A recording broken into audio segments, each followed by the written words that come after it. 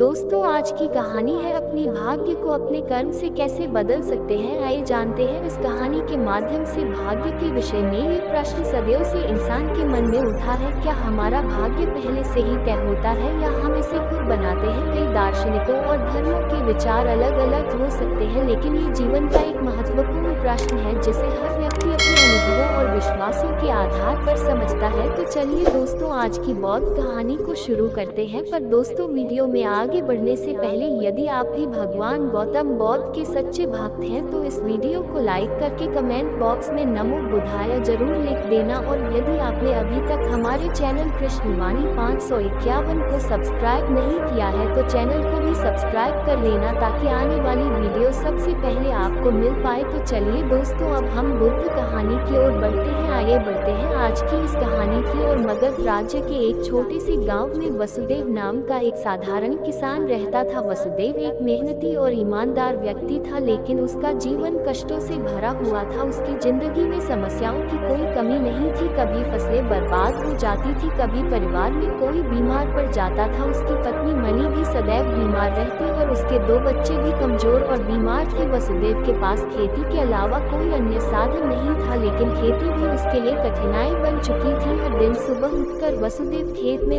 जाता, कड़ी मेहनत करता, लेकिन उसकी मेहनत का फल उसे नहीं मिल पाता। गांव के लोग हमेशा कहते, ये सब तुम्हारे भाग्य का खेल है, तुम्हारी किस्मत में यही लिखा है और कोई भी इसे बदल नहीं सकता। ये शब्द सुनकर वसुदेव के मन में गहरी निराशा भर गई थी। वह हमेशा सोचता, क्या सच में मेरा भाग्य पहले से तय है? क्या मैं इसे बदलने के लिए कुछ नहीं कर सकता? अगर मेरे जीवन में पहले से ही यह कष्ट लिखा है तो मेरी मेहनत का क्या मतलब है? वसुदेव का ये सवाल उसकी जिंदगी में एक बड़ा मोड़ लाने वाला था। हर रात जब वह सोता तो उसके मन में यह विचार आते कि अगर उसका भाग्य पहले से लिखा हुआ है तो उसकी मेहनत का कोई मतलब नहीं है। उसे लगता कि शायद वह किसी अदृश्य शक्ति के अधीन है जो उसके जीवन को नियंत्रित कर रही है। वह अपने जीवन के दुखों को लेकर परेशान था और इसे बदलने का कोई तरीका उसे नहीं सूझ रहा था। वसुदेव के भीतर एक ज्वलंत इच्छा थी कि वह अपने जीवन का उत्तर खोजे। उसने सुना था कि भगवान बुद्ध महान ज्ञान के स्वामी हैं और वे इस तरह के सवालों के उत्तर दे सकते हैं। गाँव के एक बुजुर्ग ने उसे बताया था कि बुद्ध इन दिनों पास के जंगल में तपस्या कर रहे हैं और लोगों को उनके जीवन के जटिल सवालों का समाधान दे रहे हैं। वसुदेव ने अपनी पत्नी मणि से कहा, मैं भगवान बुद्ध से मिलना चाहता हूँ। मैं जानना चाहता हूँ कि क्या मेरा भाग्य पहले से तय है या मैं इसे बदल सकता हूँ। मणि ने भी उसे समर्थन दिया क्योंकि वह जानती थी कि वसुदेव इस सवाल को लेकर अत्यधिक चिंतित था और इसका उत्तर उसे मानसिक शांति प्रदान कर सकता है। अगली सुबह वसुदेव ने यात्रा पर निकलने का निर्णय लिया। उसने अपने खेतों और परिवार की जिम्मेदारी कुछ दिनों के लिए गांव के एक विश्वसनीय मित्र को सौंप दी और बुद्ध की ओर चल पड़ा। उसकी यात्रा लंबी और कठिन थी, लेकिन उसके मन में ये दृढ़ संकल्प था कि वह अपने सवाल का उत्तर पाएगा। वसुदेव की यह यात्रा सरल नहीं थी। उसे कई जंगलों, नदियों और पहाड़ों को पार करना पड़ा। कभी कभी उसे भूखा रहना पड़ता तो कभी रात को ठंड से कांपते हुए सोना पड़ता। रास्ते में कई बार उसे ऐसा लगा कि वह इस यात्रा को छोड़ दे और वापस लौट जाए, लेकिन उसका मन बार बार उसे प्रेरित करता कि वह अपने सवाल का उत्तर पाए बिना नहीं लौटेगा। एक दिन जब वह एक बड़े जंगल से गुजर रहा था तब उसे एक बूढ़े साधु मिले। साधु ने उसे भोजन दिया और उसके साथ कुछ समय बिताया। साधु ने वसुदेव से उसकी यात्रा का उद्देश्य पूछा। वसुदेव ने साधु को अपनी परेशानी और सवाल के बारे में बताया। साधु ने उसकी बात सुनकर कहा, तुम सही रास्ते पर हो पुत्र, भगवान बुद्ध ही तुम्हें इसका उत्तर दे सकते हैं, लेकिन याद रखना उत्तर तुम में ही है। बुद्ध तुम्हें केवल मार्ग दिखा सकते हैं। कई दिनों की यात्रा के बाद वसुदेव अंततः बुद्ध के आश्रम पहुंचा। आश्रम एक शांतिपूर्ण स्थान था जहां हर तरफ हरियाली थी और एक अद्वितीय शांति का अनुभव हो रहा था। वहां बहुत सारे लोग पहले से मौजूद थे जो बुद्ध के प्रवचनों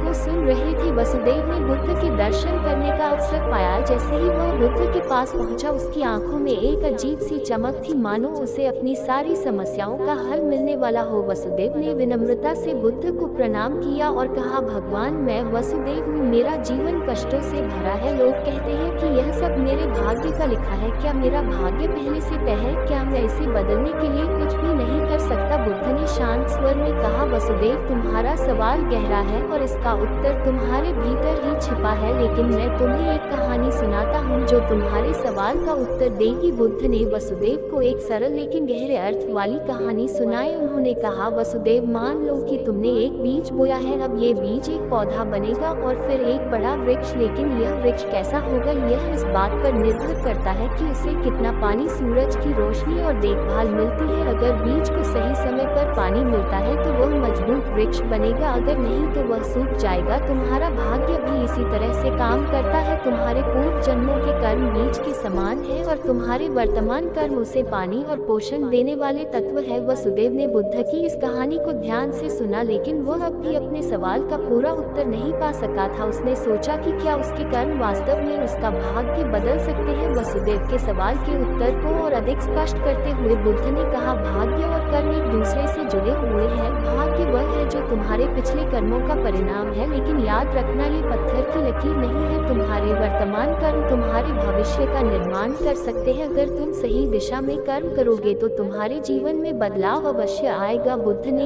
एक और उदाहरण दिया, मान लो कि तुम्हारे पास एक नाव है और वह नाव नदी की धारा में बह रही है। तुम्हारा भाग्य उस धारा के समान है जो तुम्हें एक दिशा में ले जा रही है, लेकिन तुम्हारे पास चप्पू है और तुम्हारे कर्म में चप्पू है जो तुम्हें धारा की विपरीत दिशा में भी ले जा सकते हैं। वसुदेव अब कुछ हद तक समझ चुका था कि कर्म और भाग्य कैसे आपस में जुड़े हुए हैं, लेकिन उसके मन में अब एक और सवाल उभर रहा था। उसने बुद्ध से पूछा, भगवान, अगर कर्म ही हमारा भाग्य बनाते हैं तो क्या इसका मतलब यह है कि जो भी मेरे साथ अभी हो रहा है वह मेरे पूर्व कर्मों का ही फल है? और अगर मैं आज से अच्छे कर्म करना शुरू कर दूं तो क्या इससे मेरा भाग्य तुरंत बदल जाएगा? बुद्ध मुस्कुराए और उत्तर दिया, वसुदेव, यह महत्वपूर्ण है कि तुम वर्तमान के महत्व को समझो। तुम्हारा वर्तमान कर्म तुम्हारे भविष्य को गढ़ता है, लेकिन ये प्रक्रिया धीरे धीरे होती है। जैसे एक बीज से वृक्ष बनने में समय लगता है, तुम्हारे पिछले कर्मों के परिणाम को बदलने के लिए धैर्य और निरंतरता की आवश्यकता होती है। यह मत सोचो कि तुम्हारे जीवन में बदलाव तुरंत आ जाएगा। सही कर्म करने से जीवन की दिशा अवश्य बदलती है, लेकिन उसका फल धीरे धीरे आता है। फिर बुद्ध ने एक और कहानी सुनाई। एक किसान ने अपने खेत में बीज बोए। पहले साल बारिश न होने के कारण फसलें नहीं उग पाई। किसान निराश हो गया और सोचा कि यह उसका भाग्य है, लेकिन उसने हार नहीं मानी। अगले साल उसने फिर से बीज बोए और इस बार बारिश सही समय पर हुई। उसकी मेहनत रंग लाए और उसे अच्छी फसल मिली। किसान का यह अनुभव दिखाता है कि कर्म लगातार करना होता है, भले ही उसका फल तुरंत न मिले। वसुदेव के मन में अब भी यह सवाल बना हुआ था कि क्या अतीत के कर्मों को पूरी तरह से बदला जा सकता है। उसने बुद्ध से कहा, भगवान, अगर मेरे पिछले कर्म ही मेरे वर्तमान दुखों का कारण है तो क्या मैं उन्हें पूरी तरह से बदल सकता हूँ, या क्या मुझे केवल अपने वर्तमान और भविष्य पर ध्यान केंद्रित करना चाहिए? बुद्ध ने गहरी सांस ली और कहा, वसुदेव, अतीत को बदलना संभव नहीं है। जो हो चुका है वो हो चुका है, लेकिन अतीत को स्वीकार करके ही तुम वर्तमान को सही दिशा में ले जा सकते हो। तुम्हारे वर्तमान कर्म ही तुम्हारे भविष्य का निर्माण करेंगे। अगर तुम अपने अतीत को छोड़कर वर्तमान पर ध्यान केंद्रित करोगे तो तुम्हारा जीवन धीरे धीरे बदलने लगेगा। बुद्ध ने ये भी कहा, अतीत का बोझ उठाने से तुम आगे नहीं बढ़ पाओगे। उसे स्वीकार करो, उससे सीखो और आगे बढ़ो। अपने वर्तमान को अच्छे कर्मों से भर दो और भविष्य तुम्हारा होगा। बुद्ध ने वसुदेव को एक और उदाहरण दिया। एक समय की बात है, एक राजा अपने राज्य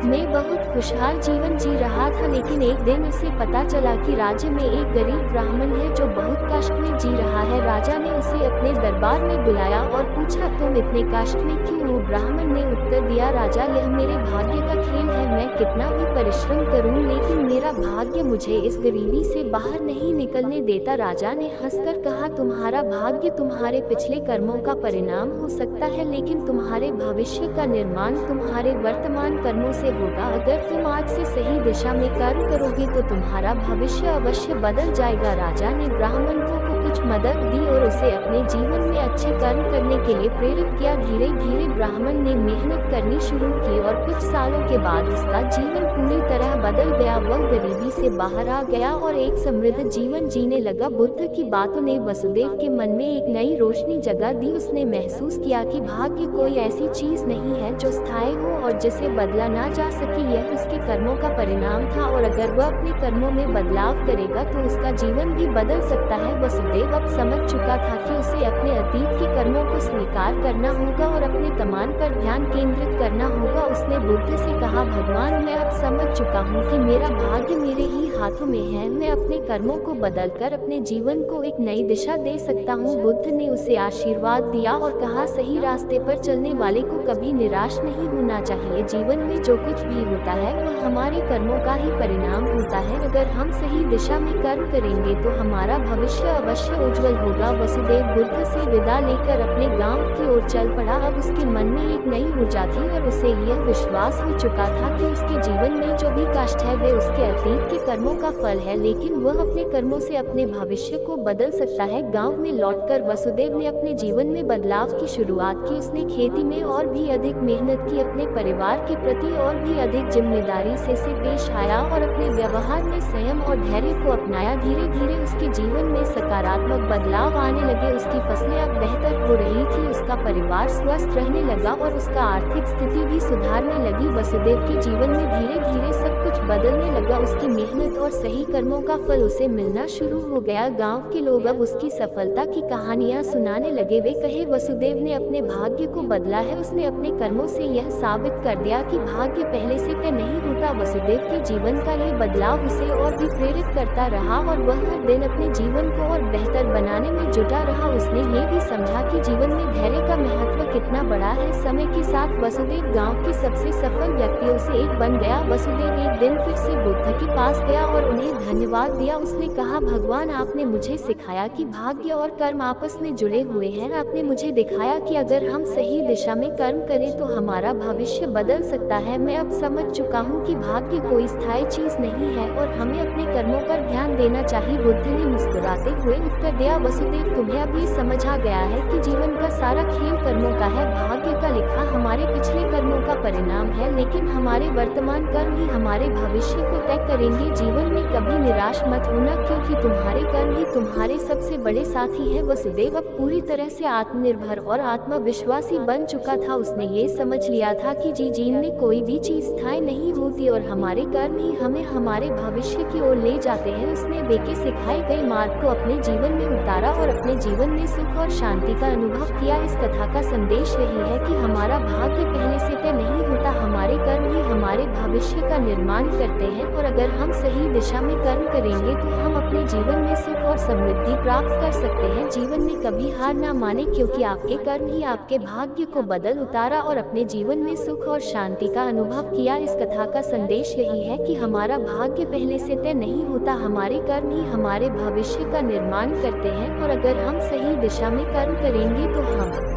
अपने जीवन में सुख और समृद्धि प्राप्त कर सकते हैं। जीवन में कभी हार ना माने, क्योंकि आपके कर्म ही आपके भाग्य को बदल सकते हैं। अगर आपको हमारी कहानी अच्छी लगती है तो हमारे चैनल कृष्ण वाणी 551 को जरूर सब्सक्राइब कीजिए, ताकि हर एक ऐसी कहानी सबसे पहले आप तक पहुंचे। धन्यवाद।